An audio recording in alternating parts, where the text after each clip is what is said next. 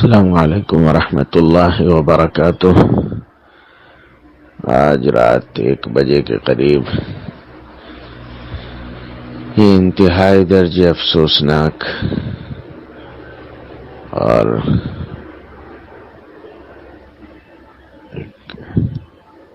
ایک عجیب سے محرومی کے احساس بھری خبر ملی۔ ہم سب کے بزرگ اور اللہ کے نبی جناب محمد الرسول اللہ صلی اللہ علیہ وسلم کی تعلیمات کو سچے خادم، بلکہ اللہ کے یہاں مقبول خدمت گزار ہزاروں طالبان علوم نبوت کے استاد تقریباً 60 سال تک اپنے علمی کاوشات اور کوششیں، محنتیں، خاموش گوشہ نشینی کے ساتھ خدمات کرتے ہوئے اپنے رب حقیقی کی بارگاہ میں اپنی خدمات کا صلہ لینے کے لیے جا چکے ہیں۔ انا للہ و انا الیہ راجعون۔ ان سے میری مراد حضرت استاد الاساتذہ مولانا شیخ محمد ابراہیم صاحب رحمہ اللہ رحمۃ واسعہ کی ذات بابرکات ہے۔ حضرت مولانا ابراہیم صاحب رحمۃ اللہ علیہ اندور کے قریب مہو، جو military headquarter of war انگریز کے زمانے سے چلا آ رہا ہے، وہاں کی ایک بستی جہاں ایک پوری قوم آباد ہے مسلم بستی کے نام سے، اس کے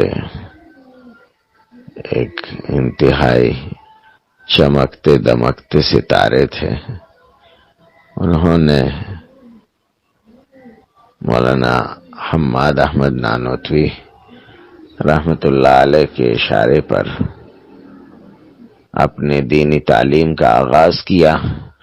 خود مولانا محمود احمد نانوتوی رحمت اللہ علیہ، جو مدھیہ پردیش میں ایک عظیم ترین دینی، علمی اور امت کی رہبری کی ایک تاریخ چھوڑ کر گئے ہیں، اور وراثت میں مولانا مسعود احمد خان صاحب اور مولانا حماد احمد صاحب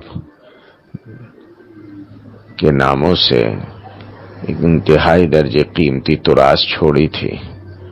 حضرت رحمت اللہ علیہ نے خود مولانا محمود احمد نانوتوی سے بھی پڑھا ابتدائی دور میں، مولانا حماد احمد صاحب سے بھی پڑھا، خود اپنے شوق سے قرآن پاک حفظ کیا، اور پھر اس کے بعد ڈابہل میں تعلیم حاصل کی، وہاں سے دارالعلوم تشریف لے گئے، اور مولانا فخر الدین صاحب رحمت اللہ علیہ سے ان کو دوسرے بڑے اساتذہ کے ساتھ اجازت حدیث حاصل تھی۔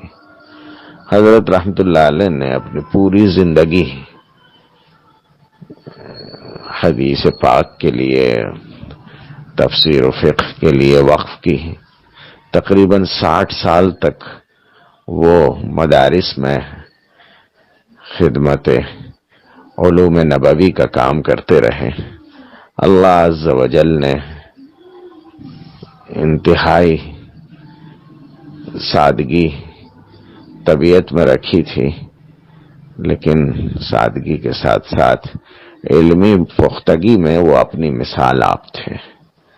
انہوں نے دیگر گجرات کے بہت سے مدارس میں خدمات انجام دی، اور ایک زمانے میں وہ ابتدائی دور میں خود اپنے علاقے سیندھوا مدرسے میں بھی خدمات انجام دے چکے ہیں۔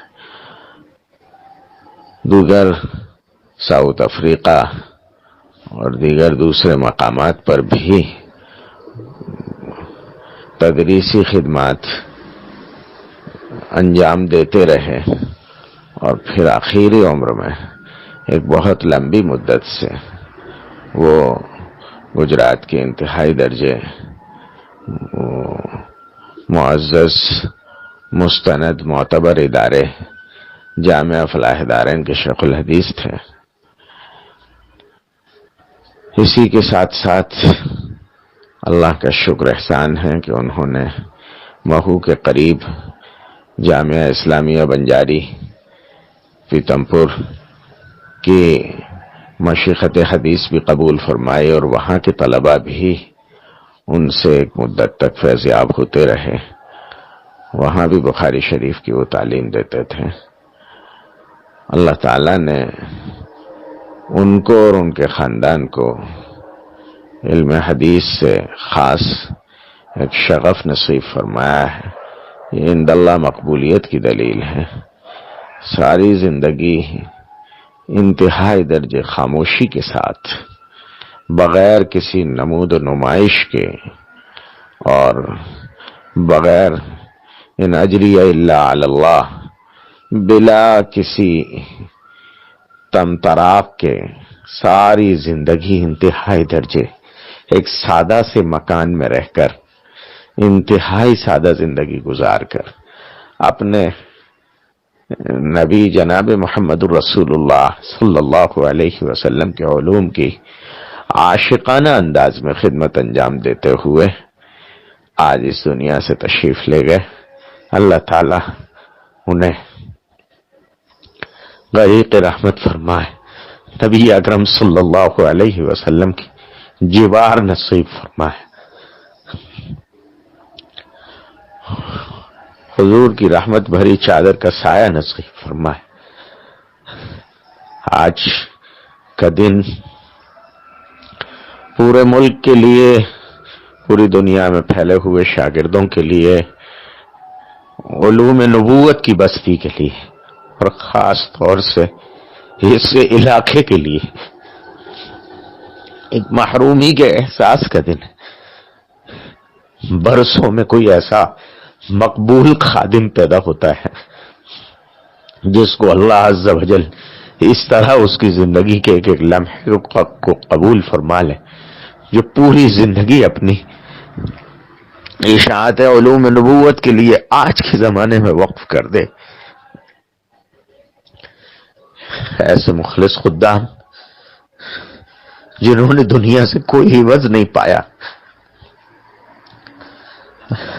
اللہ عز و جل ہی انہیں اپنی نشان بدلہ نصیب فرمائے۔ ان حضرات کے ولایت کے مقامات کا کوئی تصور نہیں کر سکتا، جن کو اللہ اس طرح قبول فرما لے۔ یقیناً بہت بڑے مقامات کے لوگ تھے۔ ایک اللہ والا چلا جاتا ہے، بستیوں پر وہ عذاب جس کے فیصلے ہو چکے ہیں، وہ ان اللہ والوں کی دعاؤں سے اور ان کی برکتوں سے اللہ روکے رکھتے ہیں۔ اللہ تعالی اپنی رحمت سے ان جانے والوں کو اپنی رحمت کا جوار دے، اور رہ جانے والوں کو ان کی دعاؤں کا سایہ نصیب فرمائے، اور ہمیں ہر طرح کی مشکلات اور مصائب میں مبتلا ہونے سے محفوظ فرمائے۔ امت کے لیے یہ بھی ایک بشارت آئی ہے کہ